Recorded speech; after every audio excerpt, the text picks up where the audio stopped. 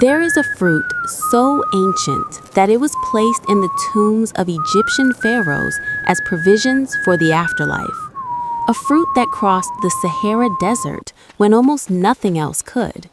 That fed armies, sustained caravans, irrigated dying bodies in impossible heat without a single drop of water from a river or a well. That fruit is now a punchline. Somewhere between the tomb of Tutankhamun and a post-Civil War American photograph, one of the oldest cultivated plants in human history was reduced to a racial caricature so effective, so deliberately constructed that it still makes people uncomfortable to eat in public. The archaeology has not changed. The nutrition has not changed. The 5,000 years of human reverence have not changed. Only the story changed. And stories, when told with enough repetition and enough power behind them, can bury almost anything. This is Ancient Food Files, a channel that exists for the knowledge that was deliberately covered, quietly discarded, or simply allowed to rot in the dark. We open the archive. We read what is still legible. If that kind of work matters to you, subscribe. Not because the number helps us, because the record needs witnesses. Now, let us go back to the beginning, much further back than you were told. The watermelon did not begin in America. It did not begin in the American South or on a plantation or anywhere near the mythology that the 19th century built around it. It began in Africa, specifically in the Kalahari Desert region, the territory that now spans parts of Botswana, Namibia, and South Africa. Botanical and genetic research conducted in the late 20th and early 21st centuries traced the origin of the cultivated watermelon, Citrullus lanatus, to this precise geography. Wild ancestors of the plant still grow there. They are small, pale-fleshed, intensely bitter, inedible by most modern standards, but they held something extraordinary inside their thick rinds. Water. Stored water. In a landscape where surface water disappears for months at a time, the wild watermelon held moisture that nothing else could provide. The San people of the Kalahari, among the oldest continuous human cultures on Earth, had known this for longer than any written record can confirm. They used wild watermelons not as a sweet treat, but as a vessel, a container of water that the desert had been convinced, through millennia of evolutionary negotiation, to carry on its behalf. The San did not merely consume the fruit, they cached it, they buried it, they used it as a living water storage system in a landscape that would otherwise have been uninhabitable. The knowledge of how to find wild watermelons, how to harvest them at the right time, how to use them to survive the dry season, that knowledge was not incidental, it was infrastructure. From the Kalahari, the watermelon moved. It moved the way plants move when people carry them, trade them, gift them, lose them, and find them again. By 2000 BCE, it had reached ancient Egypt.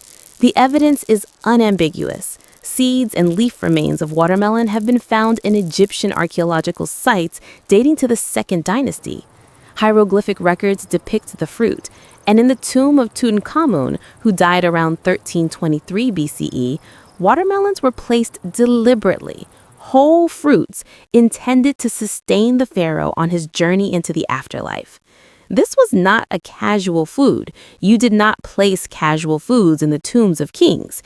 You placed what was precious, what was sustaining, what was understood to carry life itself within it. The ancient Egyptians cultivated watermelons in the Nile Delta with considerable sophistication. They understood the plant's preference for sandy, well-drained soil, the same soil the desert offered in abundance.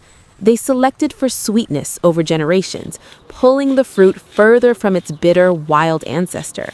By the time of the New Kingdom, the Egyptian watermelon was a refined agricultural product, grown, traded, and prized across the region. From Egypt, it moved into the Mediterranean. Greek and Roman records describe the fruit. By 900 CE, it had crossed into the Iberian Peninsula through Moorish agricultural systems, which were among the most sophisticated in the medieval world. By the 10th century, it was documented in China. By the 13th century, it had spread across the breadth of the Islamic world, from Spain to Persia to India, carried by merchants, scholars, and soldiers who understood its value in the same terms the sand people of the Kalahari had understood it thousands of years before. It survived heat. It carried its own water. It required no refrigeration. It could be grown in marginal soils that other crops could not tolerate. This was not a luxury. This was engineering. The watermelon arrived in the Americas with the violence of the 16th century. Spanish and Portuguese colonizers brought it to the New World as early as the 1500s. It spread quickly through the Caribbean and into the North American continent. By the 17th century, it was being grown across a vast range, from the tropical coastlines to the semi-arid interior. Native American communities adopted it with striking speed. The Pueblo people of the American Southwest were growing watermelons within decades of first contact. The Seminole, the Cherokee, the Lenape, dozens of nations integrated the fruit into their agricultural systems because they recognized immediately what the sand people of the Kalahari had always known. It was water. It was portable. It was generous. And then came the trade routes across the Atlantic that carried human beings as cargo. Enslaved Africans arrived in the Americas with the knowledge of their homelands held in their bodies, their practices, their memory. Among that knowledge was an intimate familiarity with watermelon, a plant that originated in their ancestral continents that their ancestors had cultivated, selected, and understood for thousands of years before any European had tasted it. On the plantations of the American South, enslaved people grew watermelons. They grew them in the small garden plots they were sometimes permitted to maintain. They grew them with the skill of people whose relationship to this plant was not recent.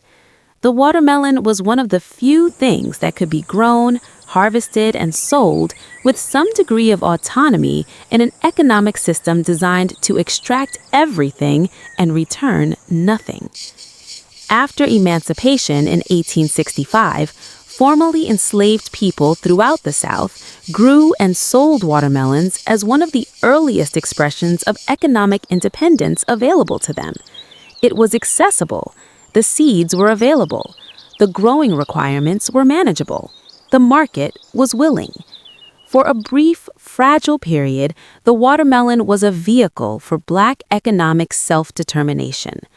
What happened next was not accidental.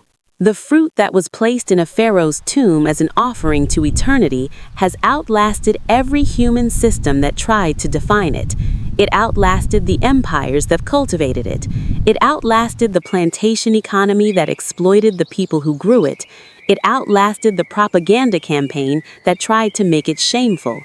It is still here, growing in sandy soil, in full sun, in the same heat it has always preferred. Patient, indifferent, unchanged. The question was never what the watermelon meant to those who feared its history.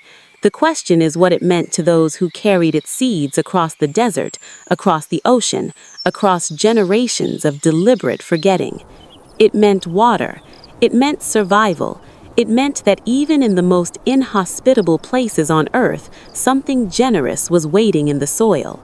That meaning was never destroyed. It was only buried. And buried things, given enough time and enough attention, have a way of returning to the surface. Subscribe to Ancient Food Files because the archive is still incomplete, and some of what is missing has been missing long enough.